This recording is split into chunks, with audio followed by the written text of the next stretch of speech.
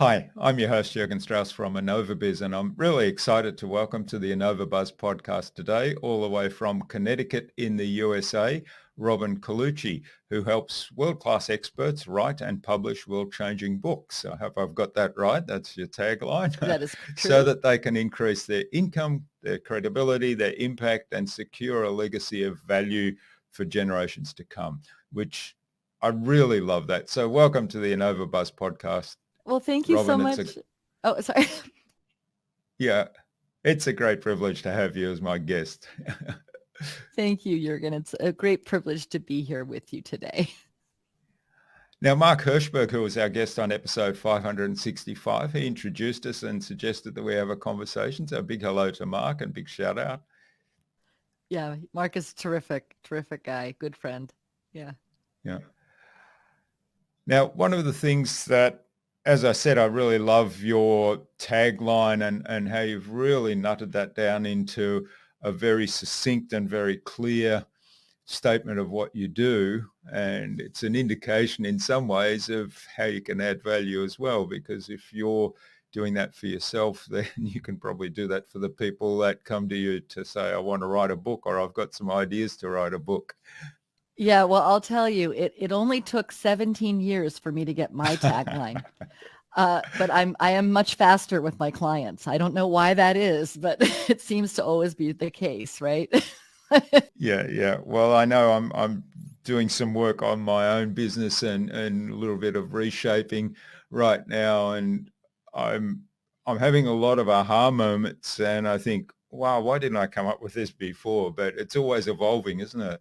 Yeah, and I think that it can be when you're so close to what you do, it can be difficult to see what you actually do, right? Mm. Because you just kind of get in, I don't know, for me, I can get so elbows deep in the work that it doesn't seem possible to put it in a tagline when you first think about it. Because it's like, well, I do this and this and this and this and this and this, you know.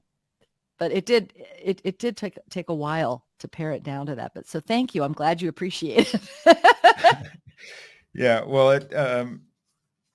it reminds me of the conversation we had in our Get to Know You call, where you explained to me how you had done a Master of Arts in spiritual psychology, and I found that quite fascinating. And you specifically focused on the art of asking questions and listening, and we talked about how you're applying that in your business today. So I'm really looking forward to digging some more into that, because I think what you've just said there kind of kind of presents what the biggest challenge is when we're thinking about our own business and writing some things about us, ourselves. Now, before we get on to that, what's the impact you're making in the world today? And maybe I've stolen your thunder by using your tagline. Well, yeah, I personally think it is helping people write and publish world-changing books. I like to think of myself as the world's secret Santa because I I get to help put forward paradigm-shifting ideas that I believe are, progressive ideas moving humanity towards a higher level of evolution and awareness. And it might be around the environment and stemming climate, putting a block on climate change and reversing climate change. It might be about social justice, more fairness in the criminal justice system. It might be about health, fitness, and medical, just personally. So we help people write books from all different types of subject matter areas, but the bottom line of it is that every project that we take on is because that author has an idea that we would like to see come out of their silo of Hmm. of their expertise where their peers know their ideas and really democratize that value and bring it to the mass market where it can have an even bigger impact. Hmm. Yeah, there's a lot to unpack there in what you've said. The idea of taking a person's expertise and democratizing it. In other words, giving uh, everyone access to that knowledge, whether they're in that particular field or whether they just happen to discover that topic or whether they want to expand their knowledge. Yeah, exactly. Because these people it's not like they're not sharing their ideas, but they're sharing them at conferences with their peers or in classrooms with graduate students, Yeah. they're sharing them in a very rarefied air usually. And so, but there is so much value uh, that can be applied to everyday life or everyday work or whatever it is, everyday health. And so, yeah, it's great to be able to help people do that. Hmm. One of the things that I've been much more conscious of over the last few years in my own activities and been having conversations around is this idea of we have some knowledge that we take for granted because we do it almost on autopilot. And if somebody else observes us doing some of those things, and I've had this experience where somebody would say, wow, that is amazing. and, Right. and, and I've, my reaction is, what do you mean? I wasn't even conscious that I actually did anything. It's kind of like I'm breathing, right? And somebody else says, that's amazing. How do you do that? And this idea of we take so much for granted that of expertise and knowledge and insights and skills that we have that we don't see. How do you approach, because I think this comes back to your deep listening and questioning, how do you approach bringing some of those nuggets out of people and turning that into what potentially could be a book? Yeah, I'm so glad you asked that because this is, I think, one of the most fun things about helping to pull a book out of a person and really helping them get to the real value that's there. And what I found is like one of the probably the primary reason why I do not agree with or recommend these ideas of like writing a book in a weekend or writing a book in 90 days is because that when you approach the book that way, you are guaranteed to get all the most superficial information that you have. And so another way to put that would be everything that you know, Yeah. which is also often what a lot of other people know too, which makes the book less valuable.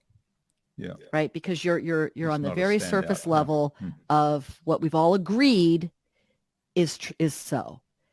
And that doesn't really make for a very exciting or impactful book. And what I have found to be true, and I think this is getting more towards what you brought up, is that when I'm usually, let's say I'm coaching a client. This also happens with ghostwriting when we're interviewing them, but it's really the same process. But let's just say I'm coaching a client. And so, I might be looking at what they've written, and then I would start asking them some questions to poke around and see what else might be in there, right? So it might be asking them to give me a specific example of something that demonstrates the point they just made. Or it might be questioning, asking them another level question about the information that they just shared. So saying, hey, I noticed you said this here and earlier you said that. Is there a connection between this and that we haven't, like I'm seeing a possible connection between this and that in a way that we haven't really talked about. Is that true or am I just off, or something like that? And then they get to talking in a way that they haven't expressed themselves before. And often when they will say something that is just so mind-blowingly innovative, new, next level for the rest of us. They'll say it in the most dismissive way, Yeah. as if, well, everyone knows that da da da da da da. And I'm sitting there, jaw scraping the floor, Because I'm like, no, actually, everyone doesn't know that. Tell me more. Right. And it's when we can get to helping the author see what they didn't know that they knew. That's when we get to the real gold of what they can actually offer to their readers. And that does require using a lot of the skills I learned at USM, but specifically asking questions and follow-up questions and listening not just to the content of what they're saying, but how they're saying it, the essence of what they're trying to communicate. Because the other thing I've learned working with people who are in that process of becoming authors is that if they've never said it before, they actually don't know how to say it the best way yet. Yeah. Right? It's not the rehearsed, oh, I've given this speech 16,000 times, so I know how to say this. They've never expressed it in words. So a big part of that process, even if we're not on the phone, if they're writing something that they've never expressed because they're answering a question, we might have to go back and forth to really get clear on exactly what they meant to say versus the actual words on the page, which often are slightly different or sometimes significantly different than what they were thinking, but they hadn't yet put to words. And which I think is also really interesting, that we as humans could have total command over the language we're speaking. But if you've never said something out loud before, you got to practice it. It requires refinement. Yeah. Well, there's a couple of things there that's sort of raised in my mind, a couple of questions. One is around your process. You mentioned writing and on the phone. So I'm just wondering, do you do this in person, and do you then take notes, or do you record this, or is it sort of an email exchange? Yeah, it's a kind of all of the above. We do some of the work in person. Mostly we do online.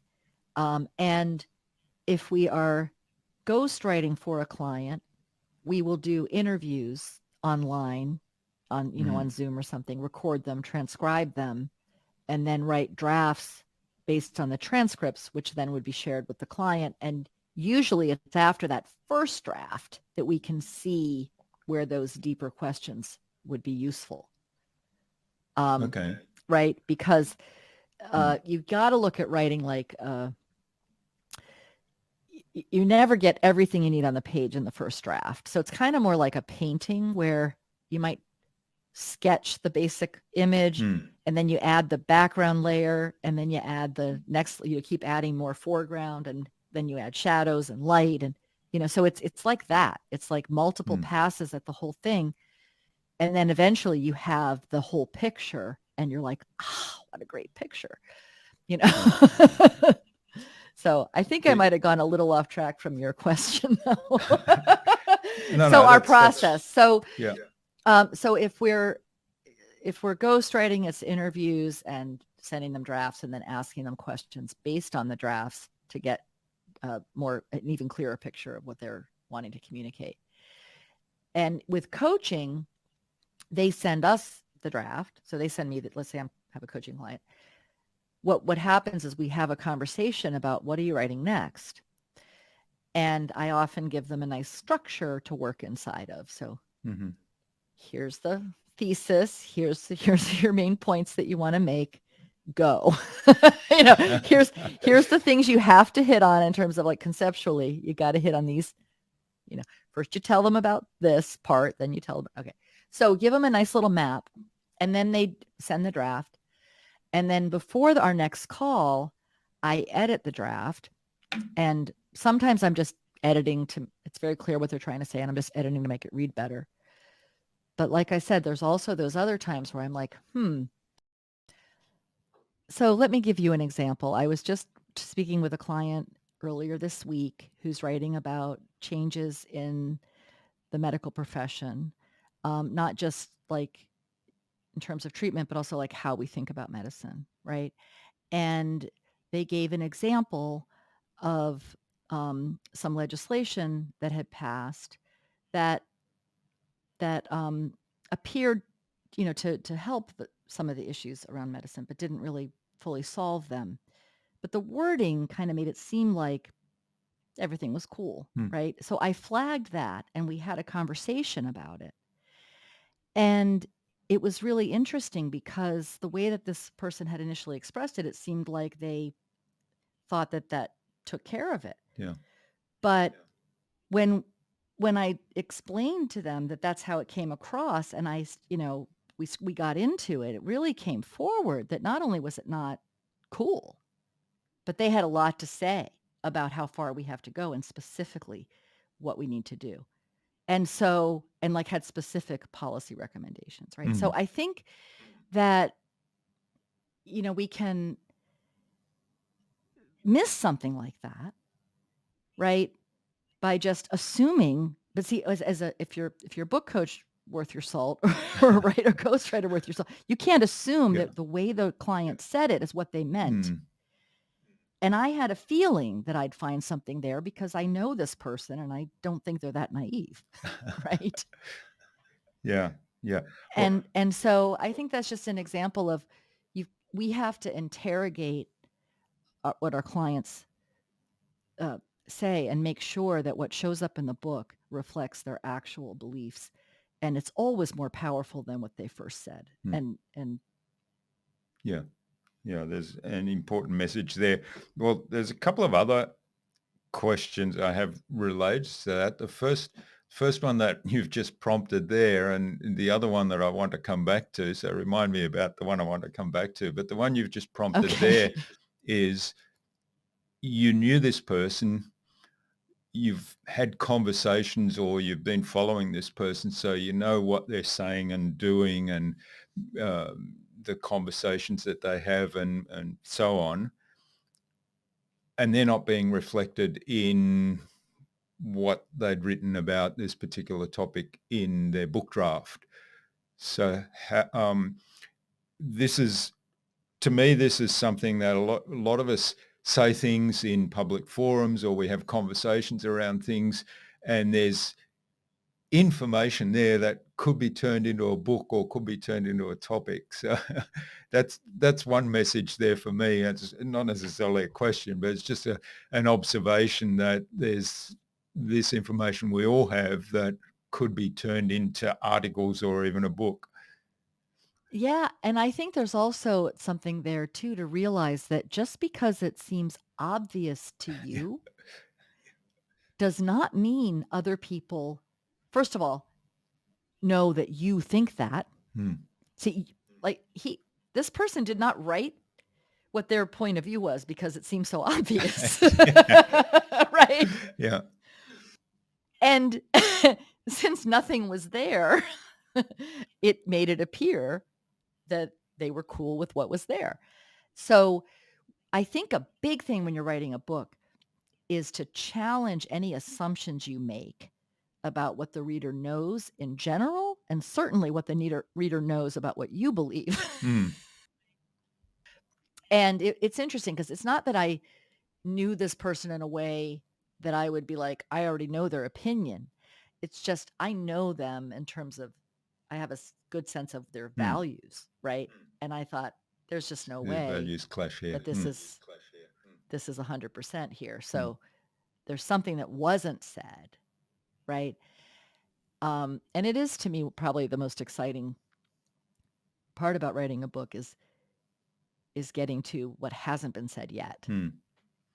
Yeah. Well, the question I wanted to come back to, and again, you sort of said something there that's kind of melding into that, marrying into that. It's where you're recognizing as a deep listener and questioning using your process, you're recognizing there might be a values conflict or a values gap in what they've given you as content, what they've written, versus what you know their values are by the relationship you've built with them and the listening and questioning you've had so far, the conversations you've had. How do you, as a ghostwriter, or as a ghostwriter, I guess, how do you write the book in the voice of that person? Well, having a transcript helps a lot because we can actually use their words and get get the vibe across of their personality. But I would have to say this too, because I think a lot of people misunderstand what writing in your own voice means. Because writing in your own voice does not mean writing like you talk. Mm-hmm. It means that when the person is reading the book, you should be recognizable to them. So if they read your book and heard you speak, it would be obvious that it was the same person.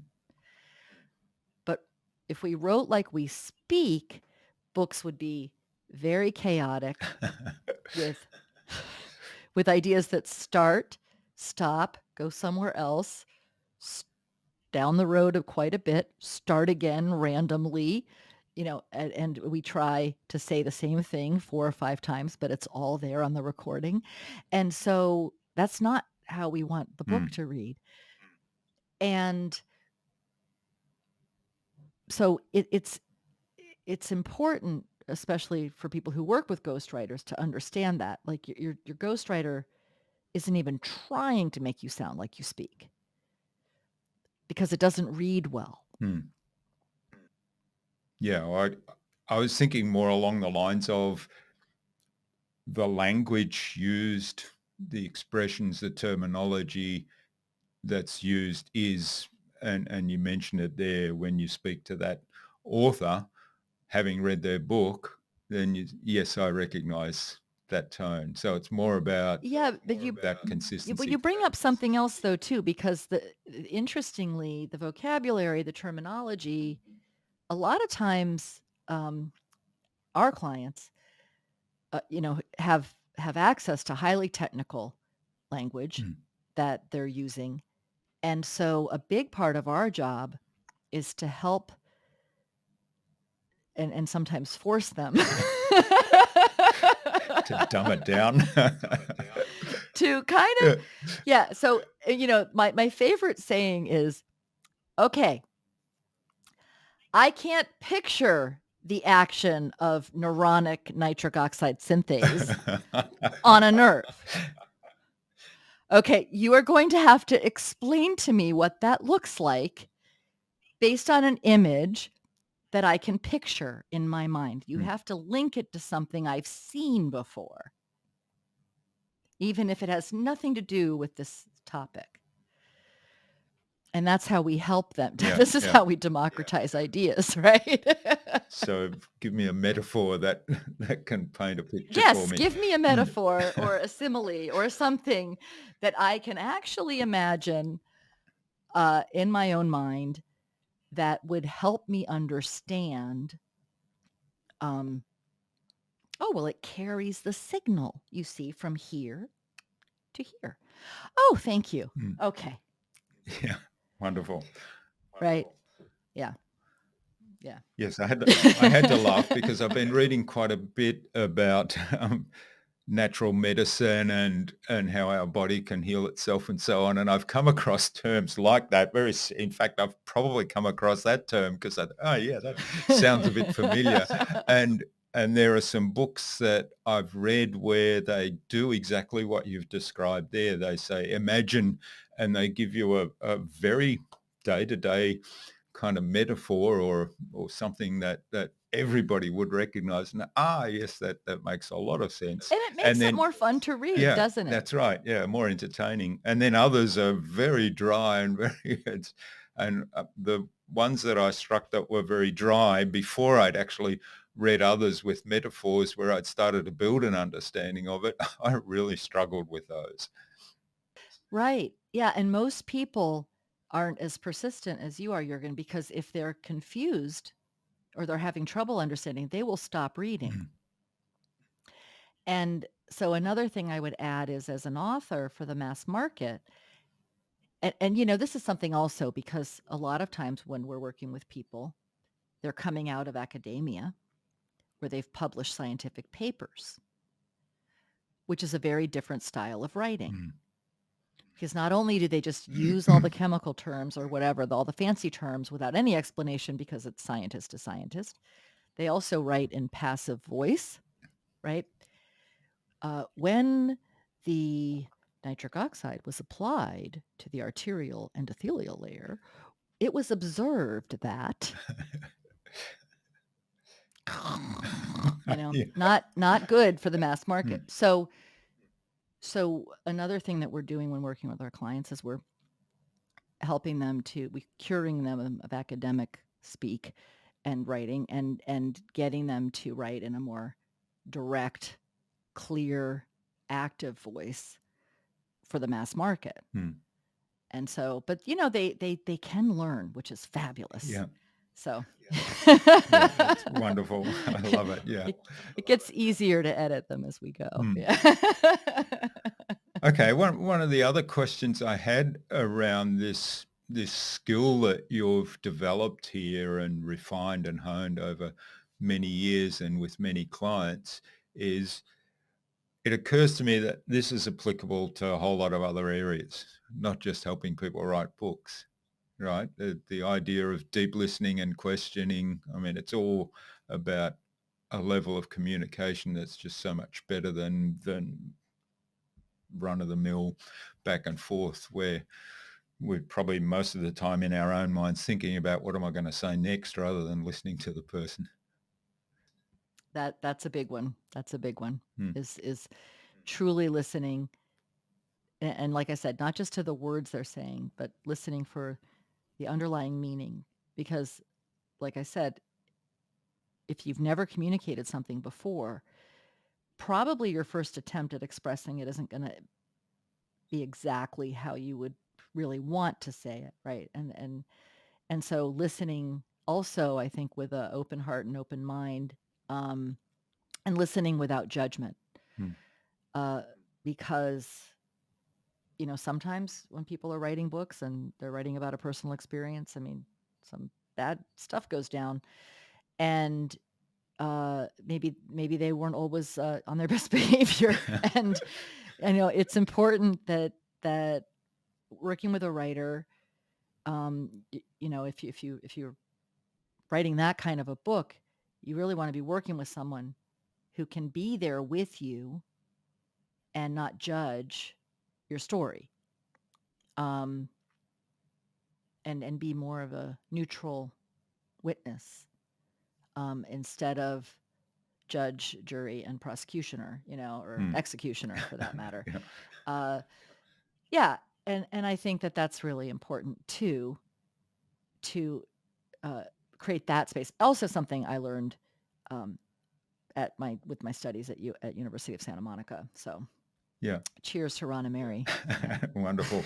And I think there's a real lesson in that for life almost. It's holding the space for people and listening without judgment.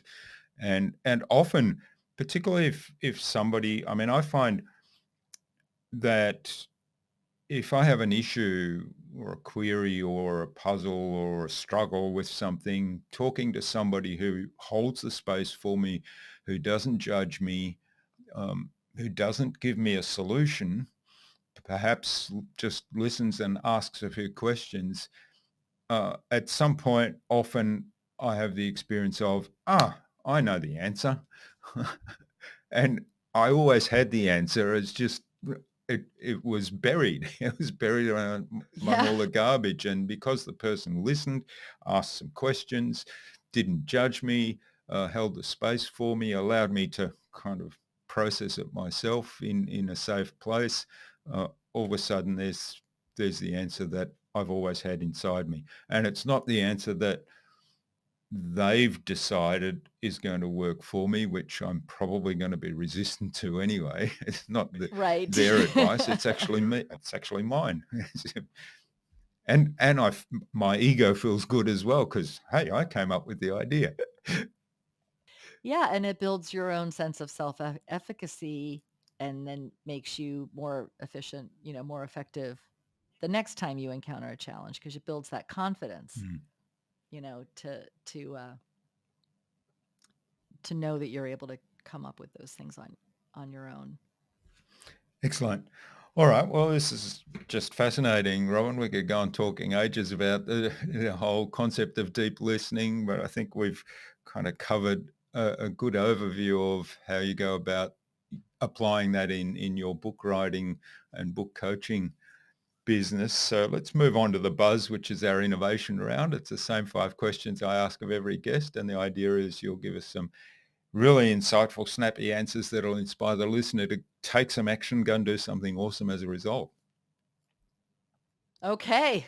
I feel like I'm in the lightning round of wait, don't tell me. But All right. Well, the first one is, what's the number one thing anyone needs to do to be more innovative?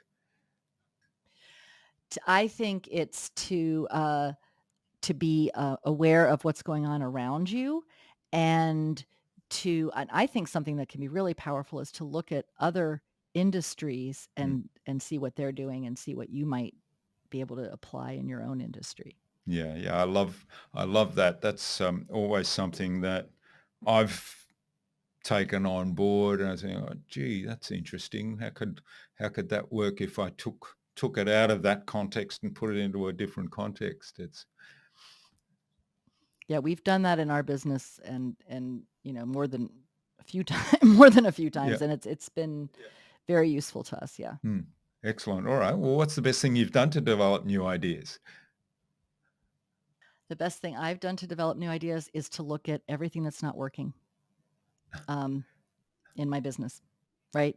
So I do this with my team. We meet once a month, and then we do a bigger meeting once or twice a year with the whole team, including the editorial staff, and we look at what went great and what did not go great, and we then we look at, okay, so how can we make what didn't go well better, or what could have gone better even better than that? Hmm.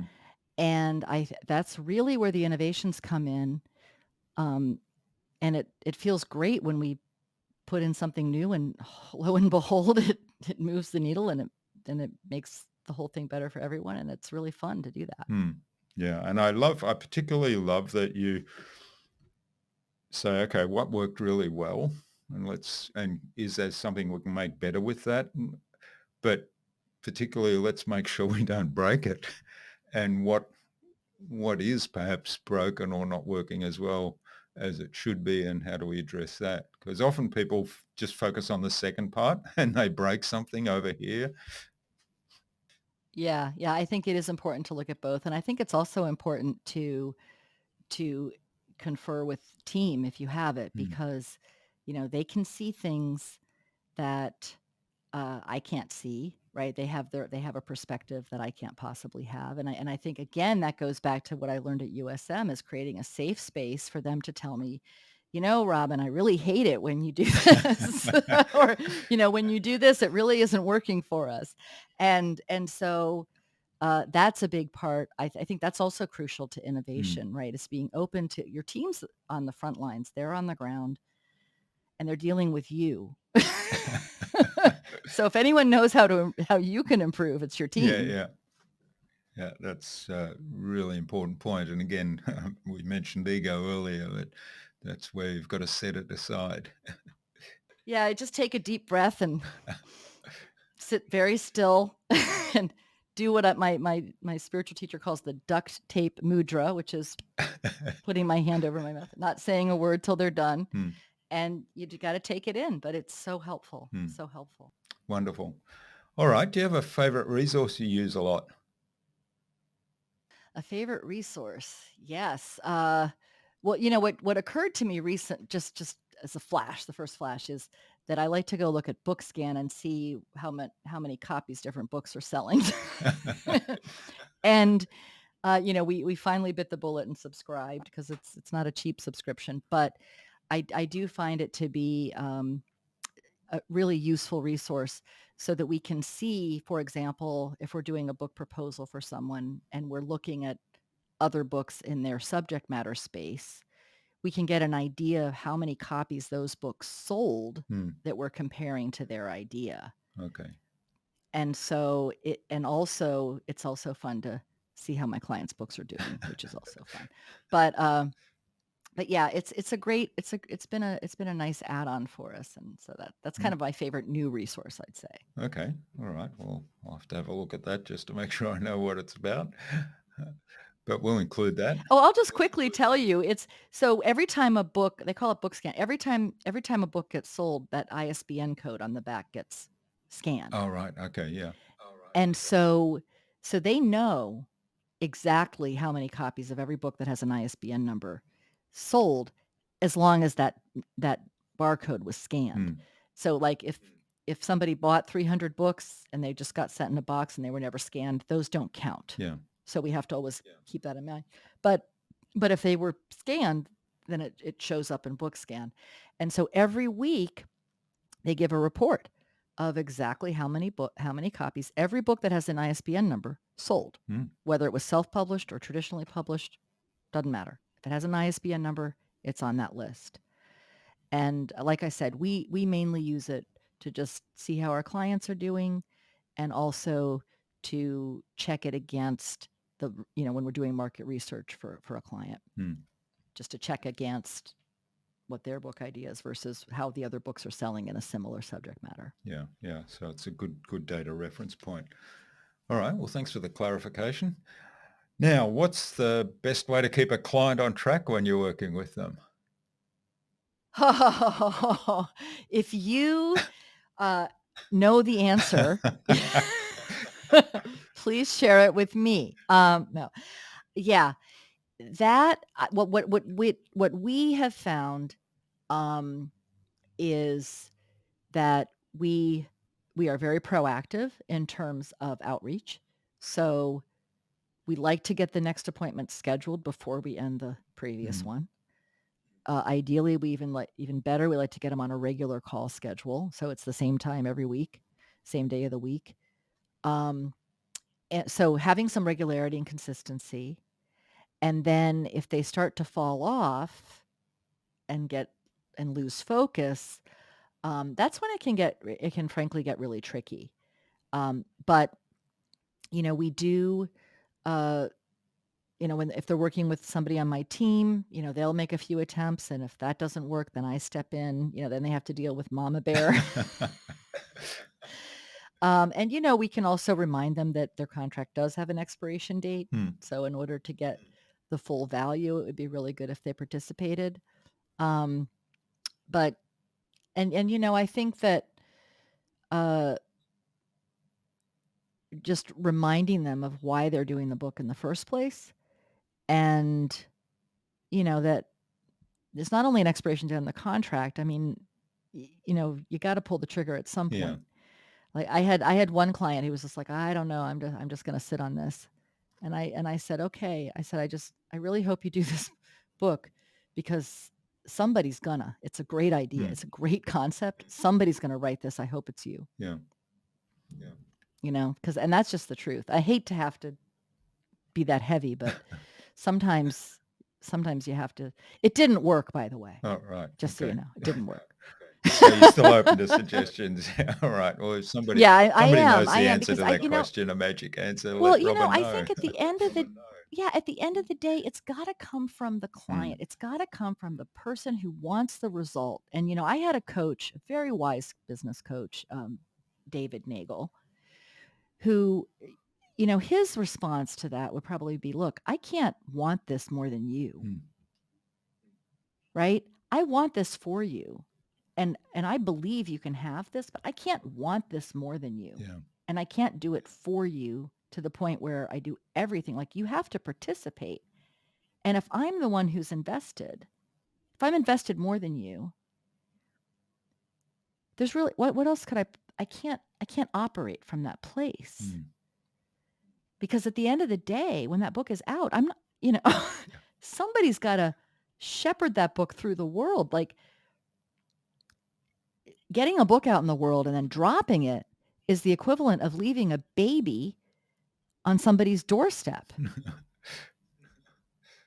and then wondering why it didn't thrive. Yeah. So I mean, writing a book takes a lot of energy. Promoting a book takes 10 times more. Yeah. Right. Well, there's a big message there. If somebody doesn't have the energy to finish their book, it might just be better for everybody if they don't get a book deal. Yeah. And they don't sell that book, because then everybody's going to lose. If they do and they don't do anything with it. So coming back to one of the things you said earlier in the answer, which is sort of remind them of the why, and I think that's a big thing to always come back to, is why are we doing this, and is that still why we're doing it? That might change over time. Yeah, and sometimes, I think that there are a couple reasons why people stop or put the brake or pump the brakes, and I think it really comes down. If I had to really boil it down to one reason, I think it's fear. I think it's fear of what people will think when the book is out. I think it's fear of taking a stand. I think it's fear of being visible, being that visible. Or I think it's fear that, well, what if I get the book deal and I can't pull it off? Or what if I get the book out and nobody wants it? No, everybody thinks my baby's ugly, right? and so I think that all of those fears, anytime you go to up-level yourself, anytime you step up, fear is right there with it. And there's no way around it, and there's no way out of it. And the people who succeed do it anyway. Yeah. And I know it sounds like, okay, talk about a million books written about something, but it's true, and it's true about being an author. And it does take guts. It really does. And it takes a ridiculous amount of work. And like I said, and that's just the beginning. And there's a reason why 80% of people say they're going to write a book one day, and less than 1% does so. And that's also why the title author is still special. Because most people aren't willing to do it. And that's okay. Yeah. Wonderful. Yeah. But well, you get to be an author because you're willing to stick your neck out farther than most people. Well, that's probably a really good segue into the final question of the Buzz round, which is, what's the number one thing anyone can do to differentiate themselves? And I just realized there was nothing succinct about that, so I apologize. Not really. It was snappy though, Jürgen. It was. It might not have been succinct, there were a whole lot of gold nuggets there. That's why I let you go. All right. Okay. Now you have to ask the question again, because So the number one thing anyone needs to do to differentiate themselves. Yes. You know what? I'm so glad this is one of my favorite things to do. Okay. Look at your industry and identify as many things as you can where there's agreement, where everybody has agreed, yes, this is actually true. This is a fact. And then identify every single one of those that you know is utter BS. And then you come out and you tell people that's baloney. Not true.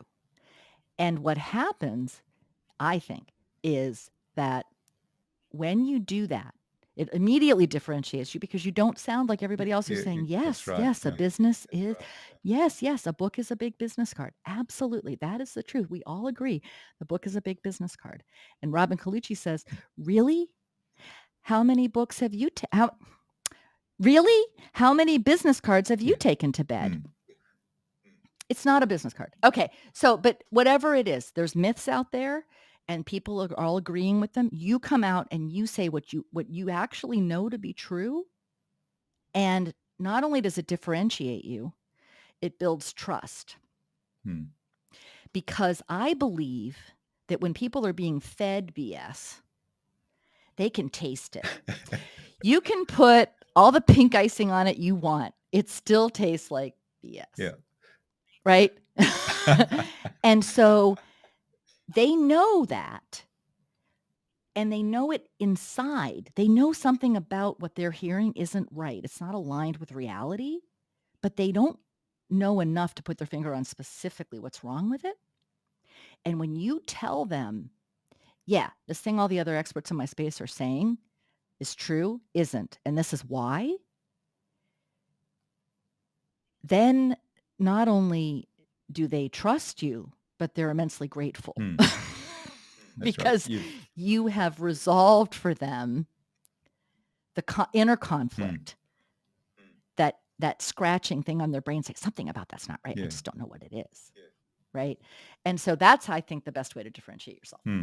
Yes. And what you just said there is sort of, it was almost like an aha moment for me, because I've had this quite a lot where yes, that's exactly what's wrong with that scenario. And it's like this aha moment. And I've never really thought of it in that context. It's, yes, something's been bugging me about this myth or this kind of commonly held belief that was out there.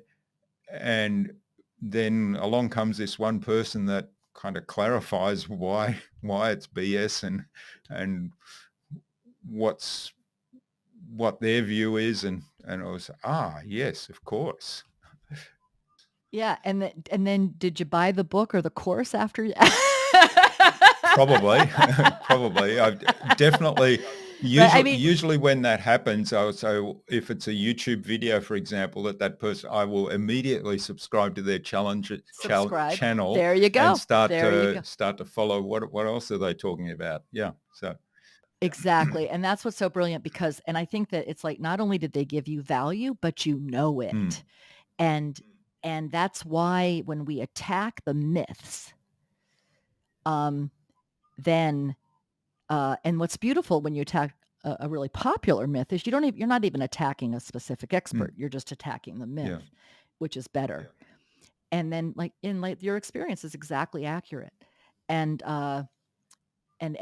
you remember that person, you want to subscribe to them, you want to be in their community, you'd probably at least open the email if they made an offer, right? So it's powerful to do that. Wonderful. All right. Well, thanks for getting us through the buzz round, and the whole conversation's been absolutely fabulous, Robin. I've really enjoyed it. Now, where can people find out more about the work you do and maybe even reach out and say thanks for what you've shared today? Yeah, absolutely. Our website is robincolucci.com. And you can go there. We have we do a bottom line blog post every other week where we pick a topic of something that you're probably curious about being an author, and we send out an email when the blog post goes live. We send an email to our list. And it actually gives you the bottom line. So if you don't want to read the article, you can get the bottom line. But if you want to read the article, there's a link. And we also have a podcast, The Author's Corner, where I invite on guests who are either successful authors or people who help authors be successful. And we talk about the process of coming up with a book idea, writing a book, getting published. And it's really, I think, pretty unique. I don't know of any other podcast that really gets so deeply into process. And, people do talk about their books, but it's always with the process as the central focus. So really great way to learn about this whole world of authorship and what it takes and how to succeed. And so those are a few great ways to get in touch and get involved. Excellent. And we'll include those links in the show notes, of course, as always. So, Robin, as we wrap this up, what action would you like our listener to take out of our conversation today? Well, I would say I would love it if they would go check out the podcast or go to the website and opt in to get our, we are really good. We don't blast people with a bunch of promo stuff. We send out the podcast email once a week, and we send out the bottom line email twice a month. And other than that, there's very little email that goes out from us. So we don't inundate. We just want to keep you in the loop. So I would say, yeah, go opt into either one of those, and that way you can continue to learn and grow as a writer and author. Excellent. All right. Well, there you go. You've got the links in the show notes, and go ahead, click through and sign up for one or both of those, depending on your interests, of course. So thanks so much for sharing your time and your wisdom and your insights with us today, Robin. I've really enjoyed our conversation, learned a lot, and enjoyed digging into some of the topics and going off on tangents at times, and then coming back again to this whole concept of the fundamental idea of really deep listening and drawing out the gold nuggets from other people that they may not even realize that they have inside of them. So thanks so much, and all the best for the future, and please do stay in touch. Thank you so much, Jurgen. I most certainly will. Thank you very much for having me.